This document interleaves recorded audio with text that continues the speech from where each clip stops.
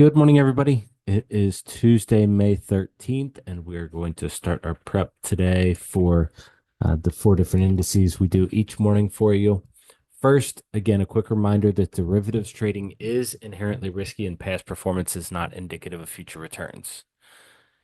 Now, CPI has just come out, but we are going to go through our charts and our levels first, and then we'll touch a little bit on what is going on there.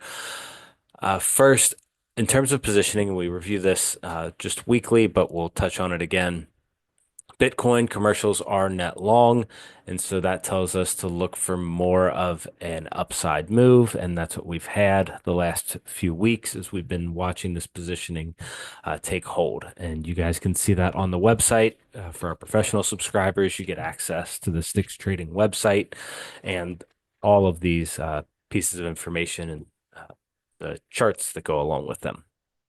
So Bitcoin was along SPX, so the ES futures that we trade is still has a long position on it, and we are seeing that distribution. So nothing new there, but again, we just always are watching what is happening in terms of positioning. And the dollar is long, and we have a correlation between the dollar and the equity indices. So as the dollar has been rising, that's been pushing the equity indices up. That's also been pushing gold down the last few days. So we have a positive correlation between these of about a 0.78. Not quite at our triggering levels in the zero point 0.9, but very close and definitely moving in line with each other. So now on to our high yield.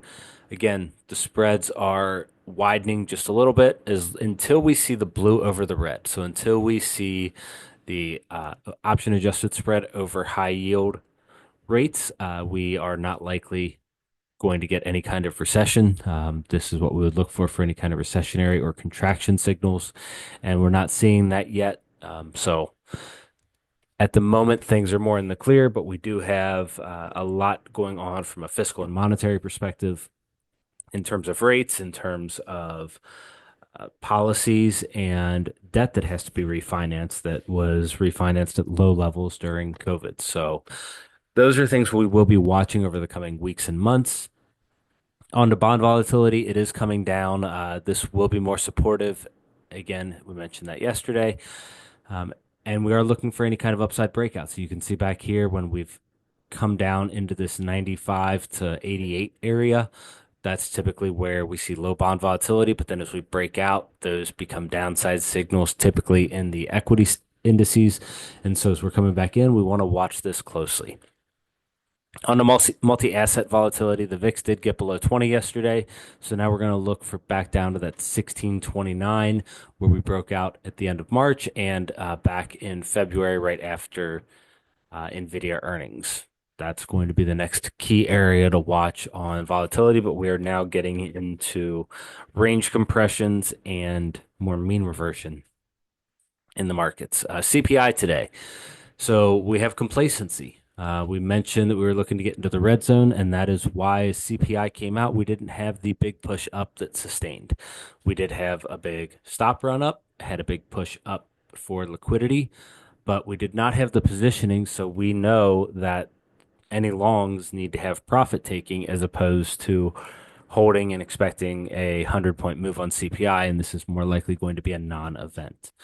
CPI did come in lower than expectations, as we expected, and this will be the last favorable print before inflation starts to tick back up in June. And so this does not bode well for rate cuts, and we are seeing those trades get taken off on the 2 year, and that will be based on Fed policy for their next meeting.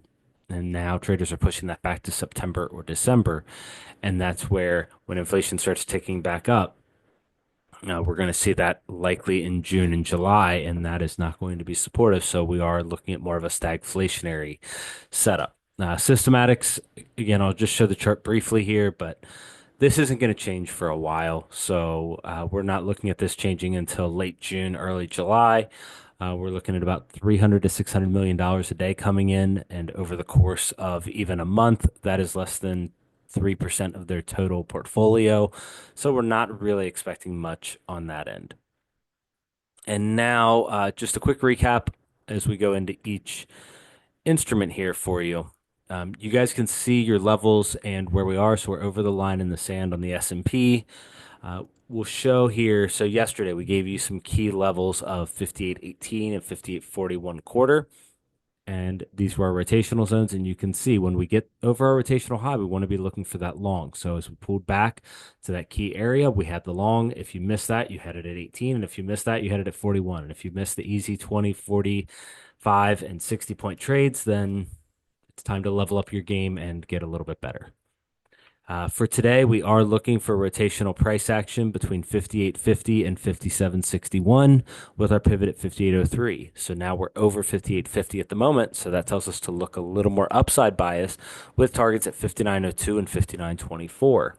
And our line in the sand is below us, just over 5,700 here. You can see that horizontal pink line there. And so that will perpetuate more mean reversion and smaller ranges. So as we're getting the VIX to come down, which is also signaling smaller ranges, we're likely going to see a little bit of compression and pause, especially after yesterday's large gap up. Other key levels today on the ES will be 59.17 quarter, 58.57, 58.39, 58.14 half, and 57.86 half if we end up going down now that we don't have that protection in from CPI. And on to the NQ. Yesterday, again, same as the ES between our rotational high and pivot. And hopefully you're ready for that long at the rotational high at 27.31 or at our key level we gave you yesterday of 20,772 for the 200-point move up. Again, the easy money trade was there with the downside expected as traders had to buy insurance ahead of CPI, even though they didn't buy much. We understand how this washing machine works. We go down as they buy the insurance and then go up as the commercial side of the market has to devalue those policies so they make their money. And then we went down again towards that 2 o'clock time and then started our push at the end of the day, again, as traders bought that last bit of insurance that they wanted. So for today on the NQ, again, we are over our line in the sand. You can see it's below our lowest expectations for the day. So that is more supportive at the moment. We are looking for rotational price action from 20,955 to 20,509 three quarters with our pivot at 20,732 half. Our upper targets are 21,178 and 21,312. Other key levels for you today are going to be 21,074 half, 20,948 half, 20,908, 753, and 687 half. And now on to crude. Again, we held that 55 level we talked about for a few weeks, and now we are just entering this upper chop zone. And yesterday we pulled back inside our rotational zone at 62.58. So when we can't stay over that, and on that one large candle, that's your sign that this is not going to hold. There was a good short here at either our key level of 62.70 or the short at the retest of 62.58 for at least 100-tick move, at least $1 move on oil. Otherwise, this is best to be avoided. There's no real edge when we have smaller ranges, especially after the gap up. Now, today we do have a change in our ranges. We're looking for rotational between 62.77 and 60.97 with our upper targets at 63.67 and 64.21. And key levels for you today are going to be 61.58, 62.55, 63.93, and 64.73. And lastly, on to gold. So we had our big push up. We laid this out for several subscribers weeks ago in April to look for a 20% move and all-time highs on gold. And we had that. Then we told you back here we'd look for that all-time closing high. We got that. Now we are just inside of our rotational zone. So yesterday we gave you the key level at 3210.6, and that was basically our low a day. And then we told you 3254 was going to be your next major level. So when we are outside that rotational low, we are looking either for a short at that level or holding that key level. We're looking for the long. And then if you miss the long, you could still take that short at 3254 with a very small stop for at least 25 points. And That's how we want to be trading because when we're outside of those rotational zones, we look for more directional moves. So on to gold for today, we are looking for rotational 3223.4 to 3300.6 with our pivot at 3262.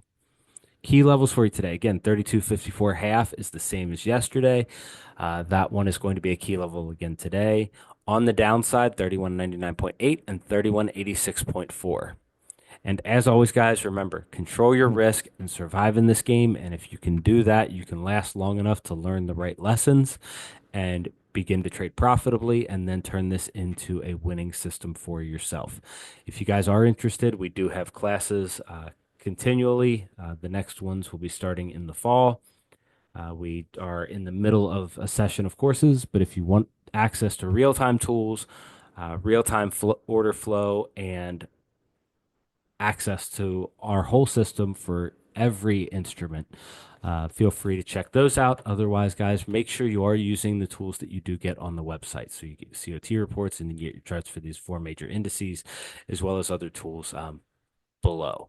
So have a great day, guys, and we will be back again on Thursday.